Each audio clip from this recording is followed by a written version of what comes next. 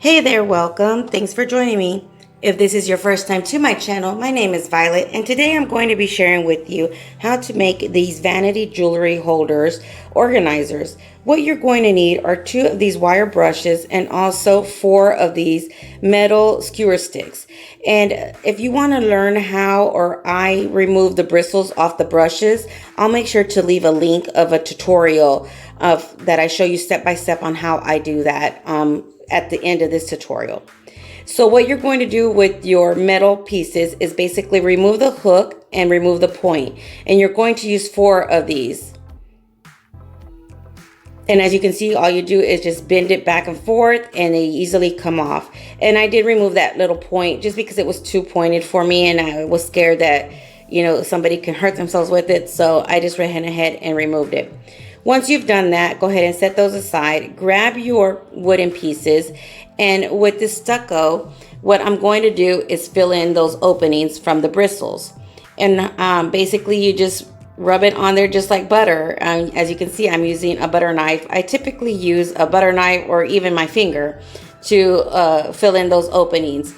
And since you're not actually adding tons of stucco in there, usually within an hour to 2 hours, it will be nice and dry. Just make sure you remove as much as possible of that extra stucco on the top. Just make sure you fill in all those openings very well.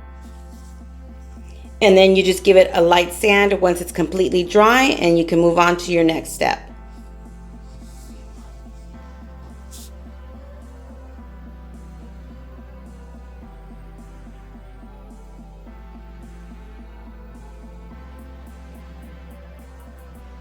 So what you're going to do is basically figure out where you want your metal pieces to be in order to hang your jewelry. Now, as you can see, I made sure that the opening of the bristle brush, which it already has an opening, is towards the top.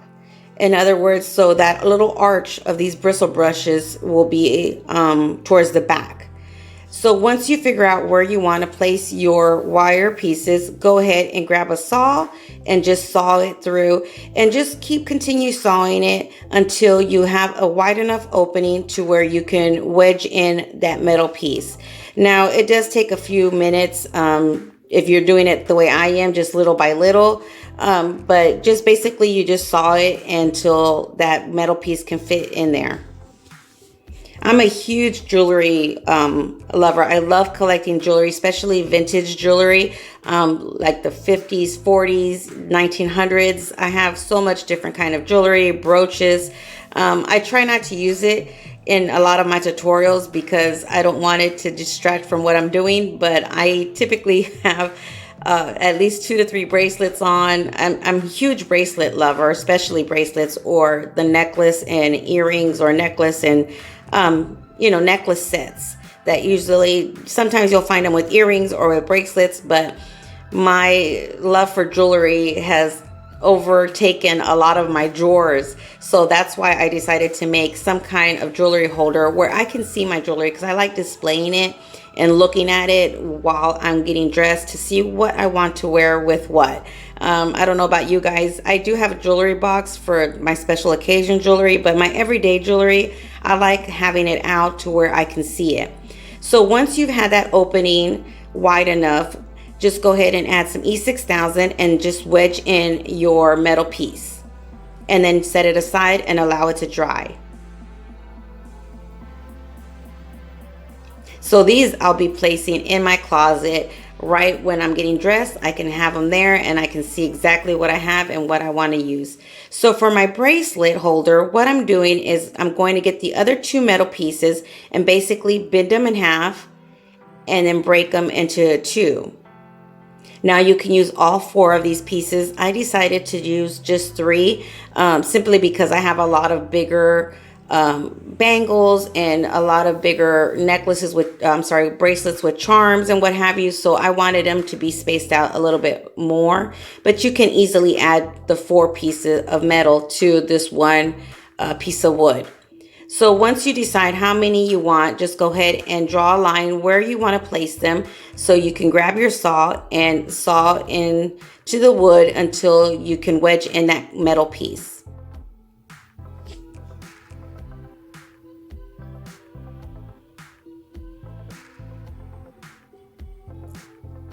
So once you've actually sawed in a wide enough piece to wedge in your metal piece, just go ahead and add your E6000 into each one of the openings.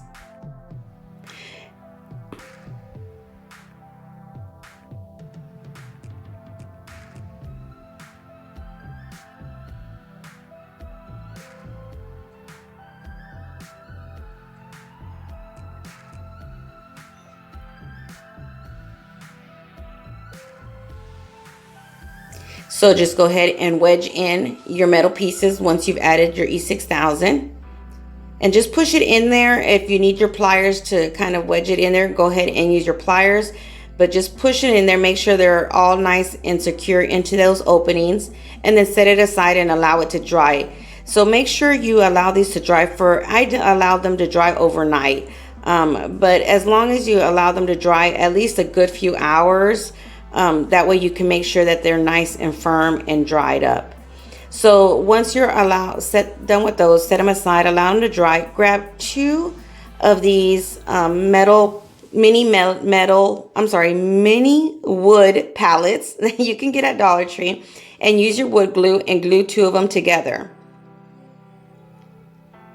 And then you're going to grab a third one and you're going to flip it over, because on one side you'll see it has more of a pallet look, and the opposite side, once you flip it over, it has just 3 large strips of wood.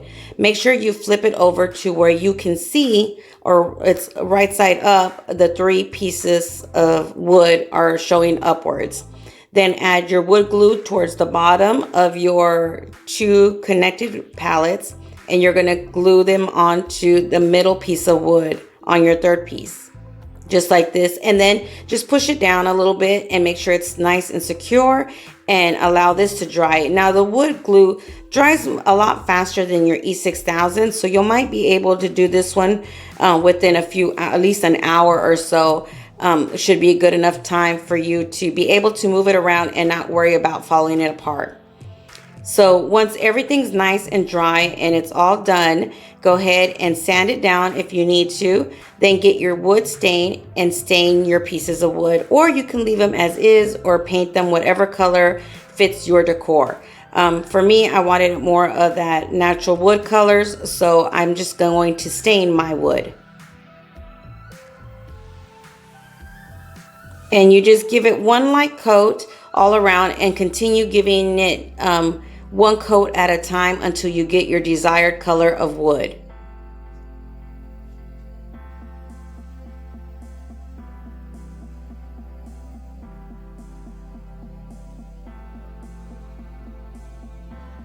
So just continue brushing on your stain or your paint onto each wood piece of your jewelry organizer.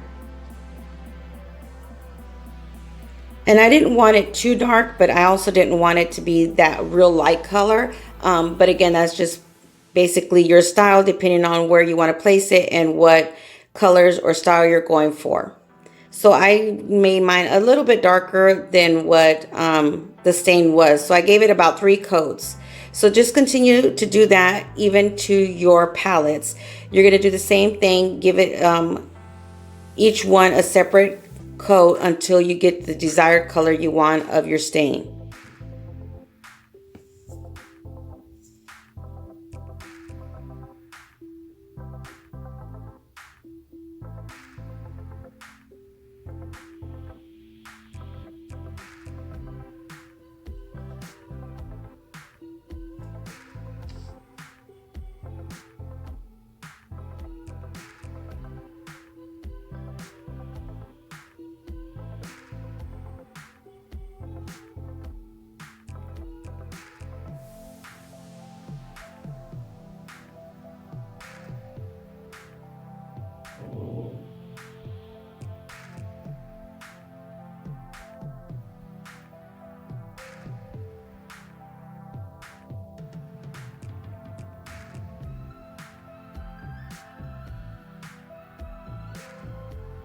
So once you've given it enough stains and you're happy with the color, go ahead and set them aside and allow everything to dry. Once it's all completely dry, you can sand it down just a little bit more if you want those edges to be more worn out, more of that farmhouse look like I'm going for, or you can just leave it as is. Basically, that's your creativity and your style that you're going to do that or not. Next, what I decided to do was get some jute twine, and I just didn't want just to put the rope through there and hang it. You can if you want, but I had these beads that I purchased at Walmart, and they're 98 cents a bag. There's only a few of them in there, but I actually got these on clearance, so I got these for 25 cents a bag. But what I'm going to do is just use 2 different sides of beads, and I'm going to make a certain pattern onto my jute twine in order for me to hang my jewelry holders. So basically, I just added one of the round beads, one of the long beads, and then a round one and the long one, and just continued doing that until I did 3 of the long ones and 4 of the round ones. Another option, if you have an old belt somewhere around in your home that's thinner and you want more of that leather look, you can use a belt and just cut some of those pieces and add it to your top part as well of your jewelry holder, and that would give it a completely different look as well. So there's different options you can use to hang your jewelry decor as well. So once you're happy with the beads and the amount that you placed onto your rope, go ahead and insert it through both ways, and then just kind of figure out where you want your beads to hang. And what I did was I added a little bit of hot glue onto both ends of my jute twine to glue them onto the edge of my piece of wood so it won't move around once I hang them. You can even add a little bit of E6000 if you feel more comfortable and knowing that it's more secure instead of just adding that hot glue. Just make sure you pull on your jute twine to make sure that it's there's no extra rope hanging on top of the beads.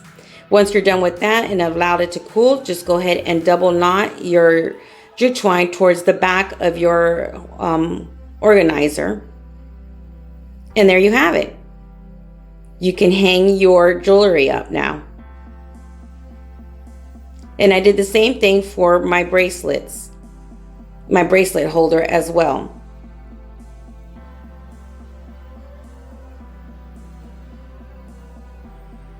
And there you have it.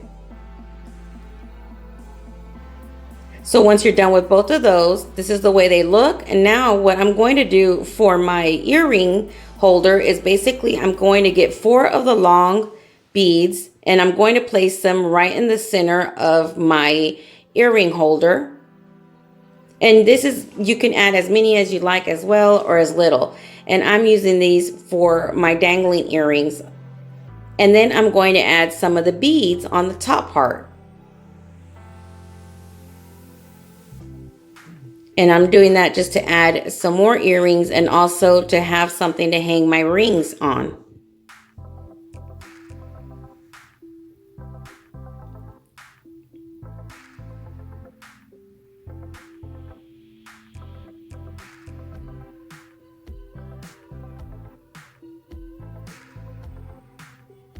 And there you have it, your jewelry set holder. And this is the way it looks once you set it up. So I hope you enjoyed this tutorial. If you did, don't forget to give me a big thumbs up and share with friends and family. It'll truly help my channel grow. Until next time, you guys stay blessed. Bye.